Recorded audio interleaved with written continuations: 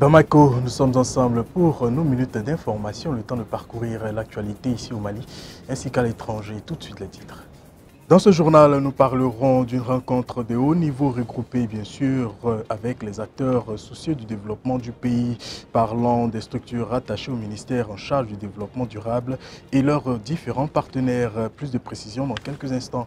Et puis la journée de l'employabilité sociale et de la responsabilité des entreprises s'est ouverte ce samedi 1er décembre à Bamako. Plus de précisions dans quelques instants. Merci de nous retrouver dans la grande édition en français sur M7 TV, comme annoncé tantôt. Une rencontre de haut niveau regroupée, bien sûr, ce lundi avec les acteurs soucieux du développement du pays. Les participants venus des structures rattachées au ministère en charge du développement durable et leurs différents partenaires pour échanger sur la revue conjointe des objectifs du développement durable en abrégé ODD. Reportage Amadou El Konaré. Depuis un certain temps déjà, les acteurs du monde du développement ont élaboré des plans d'action dans lesquels plusieurs projets de développement ont été programmés. Après plusieurs mois d'activité, voilà ces mêmes acteurs qui se concertent pour revoir ensemble les activités réalisées afin de se situer de l'état d'avancement des objectifs visés. Voilà tout le sens de cette rencontre de revue conjointe regroupant les structures rattachées au département en charge du développement durable. Selon la représentante Mme Diakité Awasila, l'atteinte des objectifs du développement durable est une priorité pour les plus hautes autorités du pays. C'est pourquoi, dira-t-elle, plusieurs actions concrètes sont en cours pour que cela soit une réalité et sentie par tous. Certes, des efforts ont été consentis, mais beaucoup reste à faire, a déclaré M. Sékou Konaté, chargé des questions de développement, qui n'a pas manqué de proposer des pistes de solutions aux acteurs. Signalons qu'à la fin des travaux, des recommandations seront formulées et remises à qui de droit, afin de traiter et voir clair les propositions des uns et des autres, surtout des participants expérimentés venus de ces différentes structures qui maîtrisent les questions de développement. Autre sujet à présent, la journée de l'employabilité sociale et de la responsabilité des entreprises s'est ouverte ce samedi 1er décembre à Bamako. Elle a été organisée par le village d'enfants SOS en partenariat avec le ministère des Affaires étrangères du pays. Plus de précisions avec Mariam Diallo, Mamadou Diallo. Le programme VENEX Économie vise à créer de l'emploi pour les jeunes en général et pour les enfants des SOS Village en particulier, afin de faciliter leur réinsertion socio-économique. Il est à rappeler que le SOS Village d'enfants Mali œuvre depuis 1987 et veut élargir ses activités à travers ce programme qui a permis la formation professionnelle de plus de 1229 jeunes, dont 49 jeunes du SOS Village d'enfants depuis 2016 à nos jours. Bénéficiant de l'appui du ministère des Affaires étrangères du Royaume des Pays-Bas et de la Fédération SOS Village d'enfants internationale. Cette journée a pour objectif de faire connaître le programme Next Économie des autorités maliennes, des grandes entreprises de la place. Et surtout, ce que nous recherchons, c'est pouvoir avoir l'accompagnement de l'État à travers les structures étatiques qui sont déjà dans le placement des jeunes en stage et pour les grandes entreprises, avoir leur accompagnement pour le placement de nos jeunes. Nous sommes conscients que tous les jeunes ne peuvent pas avoir un stage sinon de l'emploi dans les structures étatiques. Donc nous avons beaucoup besoin des entreprises privées pour nous accompagner. Le message que j'ai à l'endroit des jeunes placés, c'est juste leur demander de continuer sur la même voie. La formation a fini dans les salles avec Next Économie. Il reste à le pratiquer dans la vie quotidienne. Nous avons de très bons échos à travers les chefs d'entreprise qui ont accueilli nos jeunes. Ils se comportent très bien, ils ont des comportements exemplaires. Mais je leur demande toujours de persévérer et de continuer sur la même lancée. Lorsque SOS Village recrute ses enfants, les insère dans les familles, ça n'est pas seulement suffisant. Il faut effectivement également donc, leur permettre de s'installer un jour. Donc c'est pourquoi effectivement en partenariat avec d'autres ONG, ils ont signé des contrats en vue de l'insertion socio-économique de ces jeunes-là. Je pense que la journée est d'autant plus importante que ça s'inscrit dans ce qu'on appelle la politique du gouvernement en ce qui concerne donc l'employabilité des jeunes. VNEX Économie est constitué de volets qui aident les jeunes à la création d'entreprises, aussi former des jeunes start-up avec l'accès à un capital et à un réseau de départ. Ce programme concerne les jeunes de 17 à 35 ans qui développent une compétence de base. La cérémonie a été marquée par une remise d'attestation aux formateurs qui ont contribué à la formation des jeunes au compte du programme VNEX Économie qui suscite un espoir pour notre pays. Récompenser les jeunes entreprises tout en mettant en exergue leur travail abattu par des structures du pays. C'est bien l'objectif visé par l'agence de la communication Miroir Média.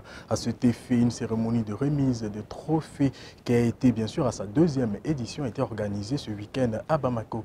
Le thème cette année était les clés de la performance, comme l'a si bien signifié l'une des organisatrices au micro de nos reporters. Cette deuxième édition intitulée « Les clés de la performance » est dédiée à des entreprises qui ont excellé. On a fait une première édition, on avait 15 entreprises à qui on a décerné des distinctions. Et cette année, on a eu 12 entreprises. Ce n'est pas dire que non, certaines ont mieux travaillé que d'autres, non. C'est juste une question de performance. Et la différence entre l'édition, la première et la seconde édition, c'est que cette année, on a associé une entreprise qui œuvre dans la protection de l'environnement.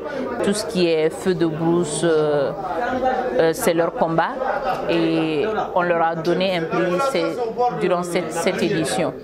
Les clés de la performance, pour nous, c'est une manière pour magnifier nos entreprises au-delà de nos frontières, parce qu'au Mali, on a une multitude d'entreprises que le citoyen lambda ne connaît pas. C'est de faire la promotion de ces entreprises, en faisant leur promotion également, créer d'autres débouchés. Des débouchés pour que ces entreprises puissent exceller davantage et donner également de l'emploi à nos jeunes qui terminent, qui courent jusqu'à présent derrière des emplois.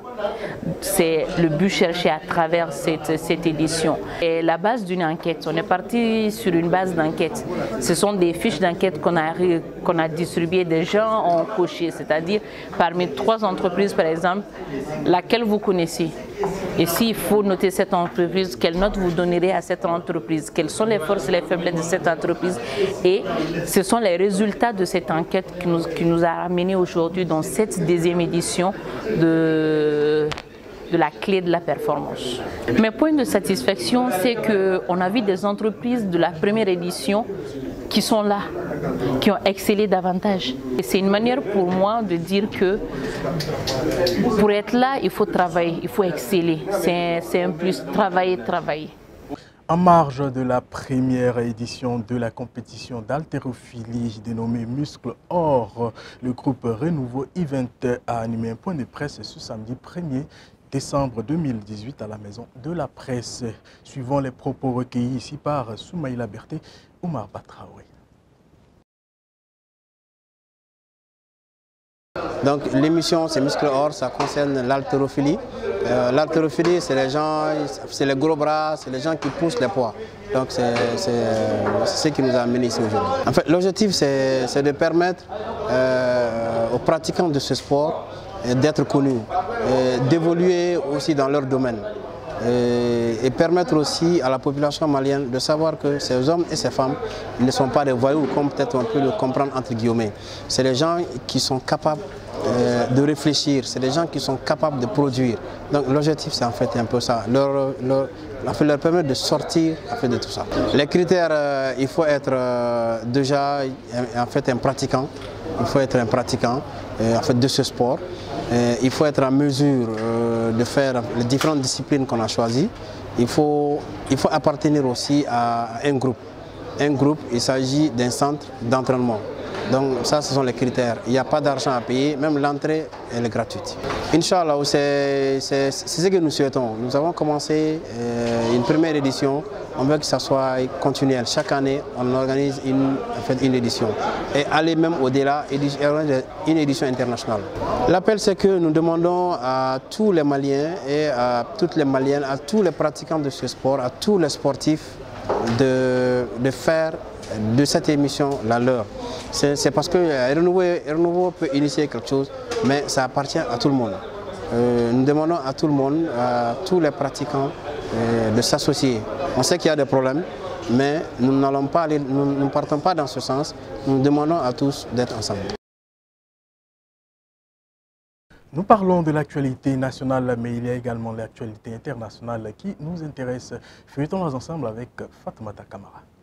Selon les projections du Fonds monétaire international, l'économie du Rwanda devrait connaître une croissance de 7,2% cette année. L'année dernière, la croissance économique de ce pays d'Afrique de l'Est était estimée à 6,1%.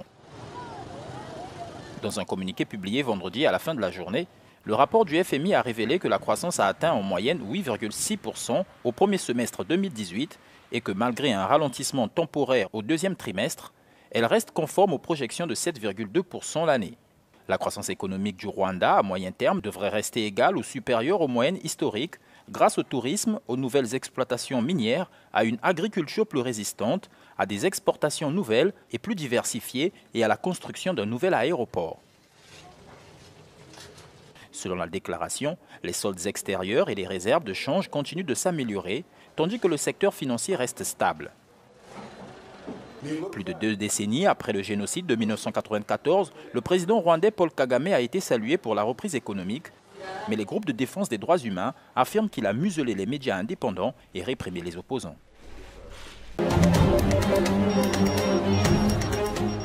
C'est un jour qui restera dans l'histoire du Mexique. Enrique Peña Nieto quitte le pouvoir et laisse la place à un nouveau président.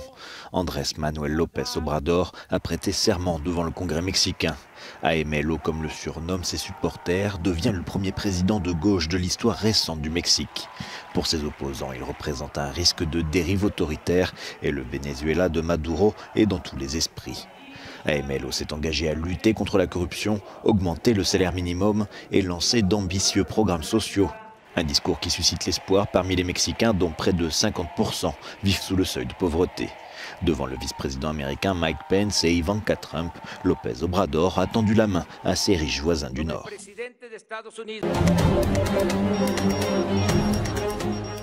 Sport à présent pour terminer cette édition après le nul concédé au Sénégal contre l'équipe Génération Foot 0 but partout. Le Djoliba AC prépare activement son match retour prévu ce mardi 4 décembre 2018 au stade Omnisport Modibo Keïta. L'une de nos équipes de reportage s'est rendue à Henemakonon pour assister leur dernière séance d'entraînement avant le jour J. Au terme d'une prestation convaincante qui les a permis d'obtenir le nul contre Génération Foot 0 but partout, les Rouges de Henemakonon abordent cette match retour avec plus de sérénité et de détermination afin de valider leur ticket pour le prochain tour des éliminatoires pour la Coupe CAF. C'est dans le cadre des préparatifs de cette rencontre ô combien importante que nous avons assisté à l'une de leurs séances d'entraînement. Pour Kwadjo Georges, coach du Djoliba AC, l'heure est au dernier réglage pour ce match capital. Le dernier réglage, c'est de tout faire et de pouvoir gagner ce match et faire plaisir à toute la population du Mali. C'est ce qui est important, donc nous travaillons conséquemment. L'état d'esprit, pour l'instant l'infirmerie est vide, il y a des gens qui ont le sourire parce qu'ils se sentent bien. Maintenant on attend de voir sur la pelouse le jour du match, le mardi, voir ce qu'ils vont pouvoir donner et nous souhaitons qu'ils donnent bien et apporter de la joie aux supporters du Djoliba AC. Quant à Mohamed Niapégué Cissé, l'état d'esprit des joueurs est impeccable. L'état d'esprit du groupe est bien parce que tout le monde est solidaire ici. Il y a de l'ambiance dans le groupe, moralement ça va. Ces deux hommes ont conclu leurs propos en lançant un vibrant appel aux supporters. L'appel qu'on a aux supporters, nous joueurs, c'est de demander, on demande aux supporters de sortir massivement, tout le monde en rouge pour nous soutenir parce que les supporters c'est le 12e homme, c'est notre force aussi le public. Donc on demande à tous les supporters, pas les supporters du Djoliba seulement, à tous les Maliens de sortir massivement pour nous soutenir pour qu'on puisse aller au tour suivant. Cette rencontre aura un saveur inégalable dans la mesure où le Djoliba fera tout son possible pour offrir la qualification à leurs supporters qui feront sans nul doute les quasi pleins des stades à ce jour et les visiteurs, à savoir Génération Foot, auront à cœur de se faire plaisir et afficheront leur envie de poser les problèmes aux hommes de Kwadjo Georges. Alors, la vigilance devrait être de mise du côté du Djoliba AC tout au long de la rencontre. Alors sortons tous massivement pour soutenir notre équipe, bien sûr, pour la victoire. Cet élément qui met fin à cette édition. J'ai été ravi de passer ce moment en votre compagnie. Nos programmes continuent toujours sur notre page streaming www.mctv.ml, également sur notre page Facebook Live MCTV et notre page YouTube MCTV Live. D'ici là, je vous souhaite excellente soirée à tous et à toutes. Bonsoir.